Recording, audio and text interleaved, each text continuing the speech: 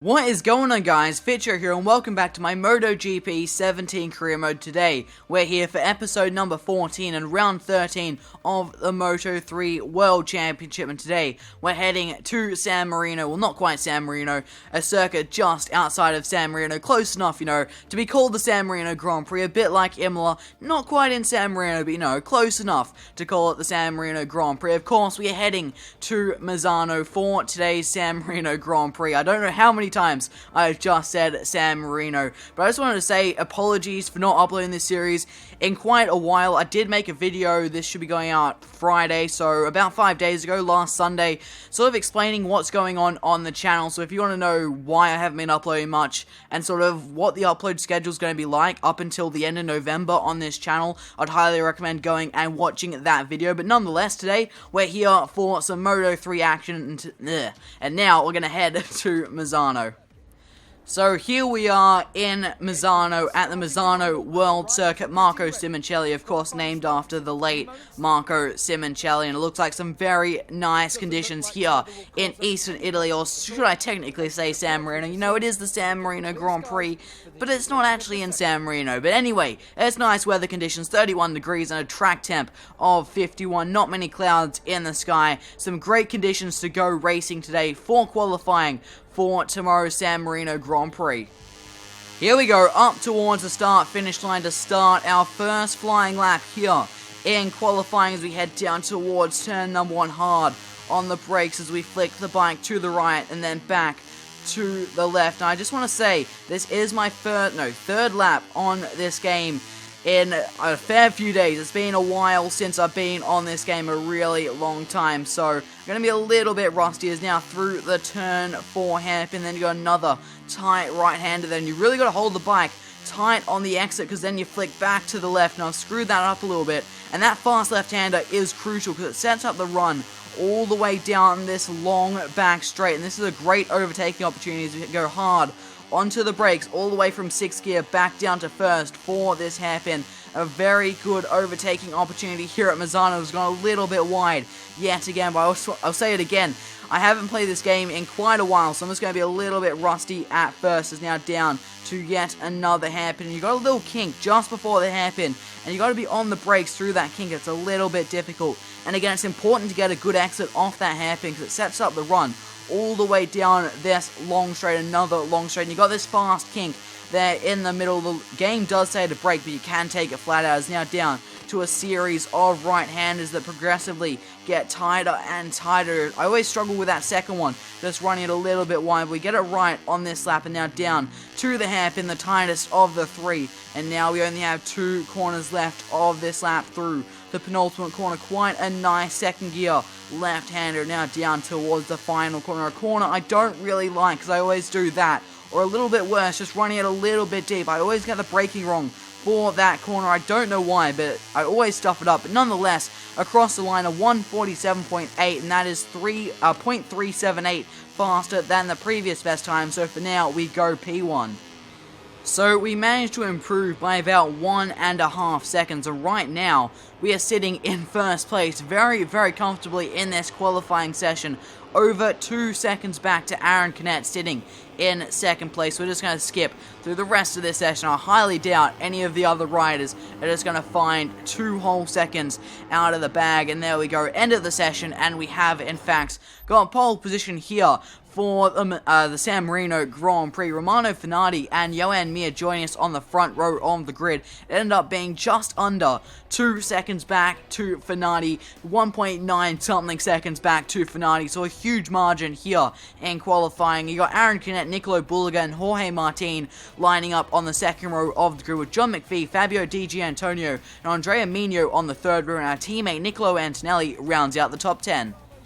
It's race day here at Misano, and it is 38 degrees, very, very hot for today's Grand Prix, but the track is the exact same temperature as yesterday's qualifying session at 51 degrees Celsius. We're starting from pole position, and we have some amazing pace here at the Misano World Circuit. If we get a good start, it should be a very easy race, but part of me would like not to get the best start so we can have a bit of fun this race and have a bit of a battle. I guess we'll find out what will happen very, very shortly.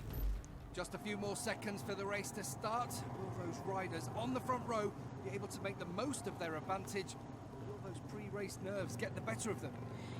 Here we go, it is race time here at Misano as you get the bike into first gear, the revs rise, the lights come on.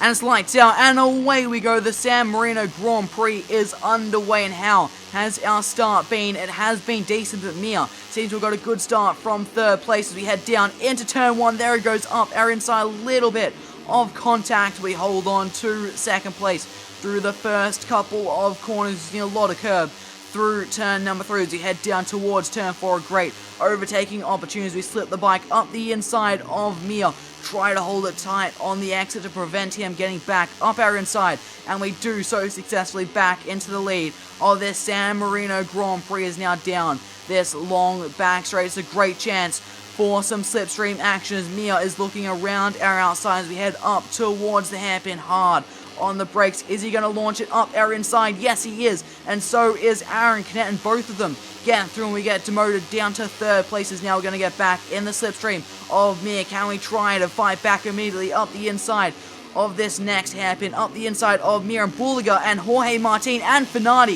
have all snuck through, and just like that, we're all the way back into 6th place. As now onto this long back straight in the slipstream of the 5 bikes in front of us through this fast right-hand kink. We've got a good run around the outside of Fernando as we head into the triple right-hander. Hard on the brakes around the outside of Fernando, but he pushes back up our inside. We get a little bit wide through there. Try it back up the inside. Is that going to work? We get past Mia. Now on the outside of Fernando and Canet through to the penultimate corner. Around the outside of Aaron Canet. Can we make this move stick? Now down to the final corner. He's got the inside line, and I think he's just about going to hold on to that position.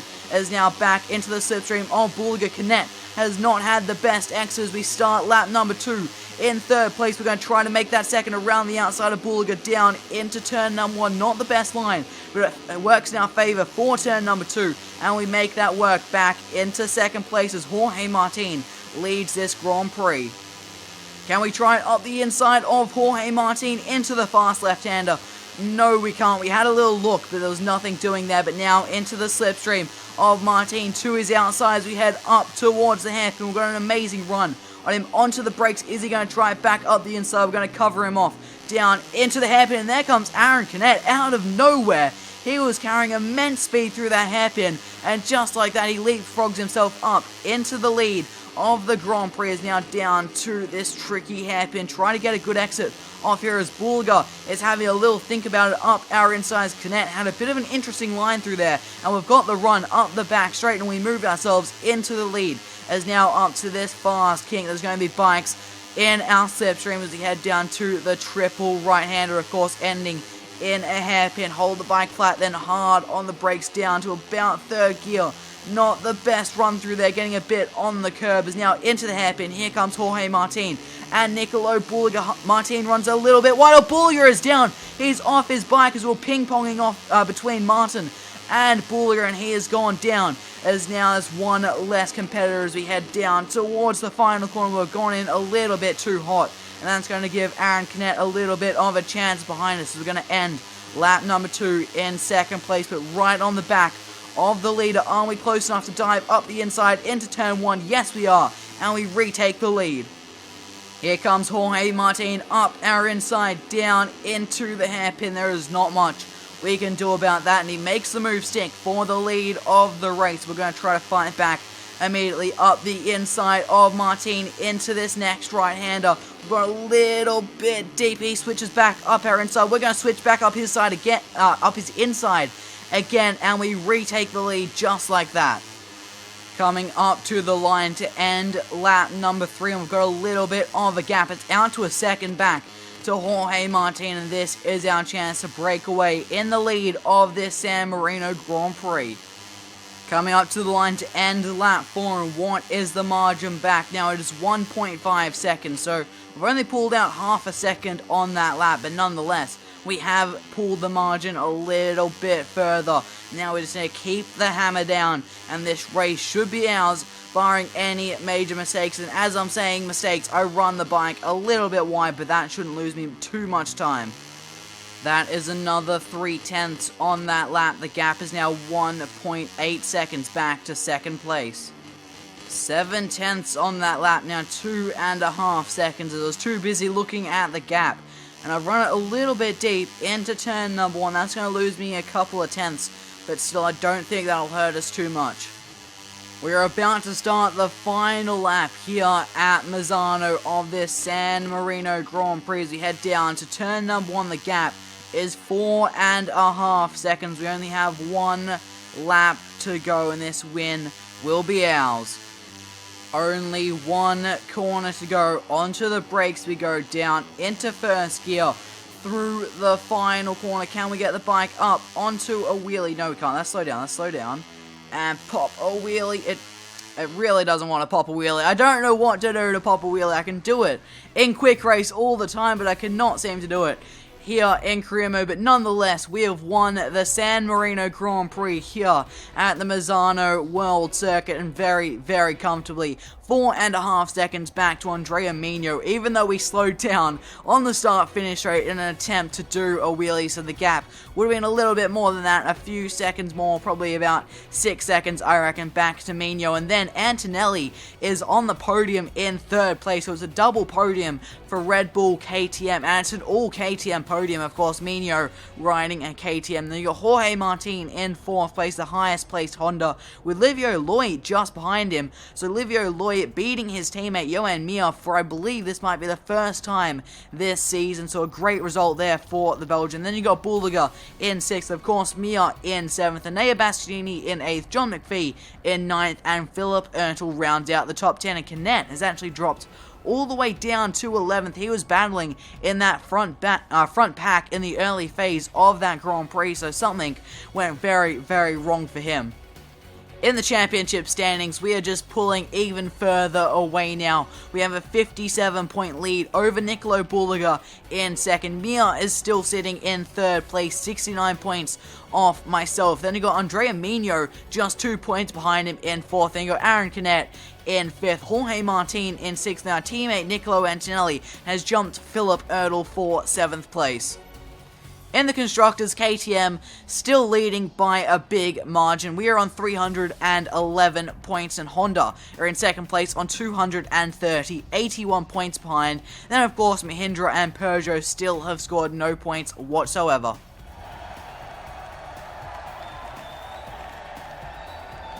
Happy days, another Grand Prix win.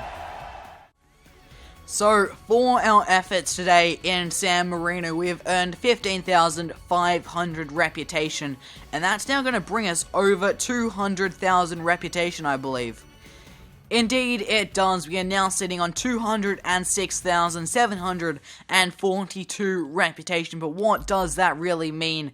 There won't be any MotoGP rides available for us, I don't believe. Of course, the lowest, I should say, is the Marc VDS bike and the Red Bull KTM bike at 350,000. So we're over halfway there now to these guys, but we're a fair bit past the halfway point of the season. So we're not going to be stepping up to MotoGP for the next season, but I wasn't planning on it anyway. I do want to go to Moto2 for the next season. You know, it's a logical step up from Moto3, where I think we're set to win the title. And the goal is, I'm thinking I want to get onto the Marc VDS bike, and that requires 300,000 reputation. We're over 2/3 of the way there now. Or the other option is to stay with the Red Bull KTM family and move up to, of course, their Moto2 outfit. I'm not too sure which I want to go, because the logical step from the Marc VDS guys is to go to the Marc VDS MotoGP team, which is of course a Honda, and then hopefully progress up to the Honda factory team, the Repsol Honda. Or you can go with the KTM and then progress up to KTM's brand new MotoGP team. But from there, you don't really go much further because there isn't anything else, and their factory bike is still very, very weak in MotoGP. I'm not too sure, you know, that's a bridge to cross a little bit later on, but that's just a little bit of an insight into what I'm thinking for this career mode right now. And of course, we are going to finish this season. We only have 5 races left, and up next we head to Aragon for the 14th round of the championship, but that'll be in the next episode. So that's going to do it for today, guys. I hope you guys have enjoyed this video. If you have, make sure you do smash that like button. If you are new to the channel, make sure you do subscribe. Thank you guys so much for watching. I've been Fitcho, and I'll see you all next time.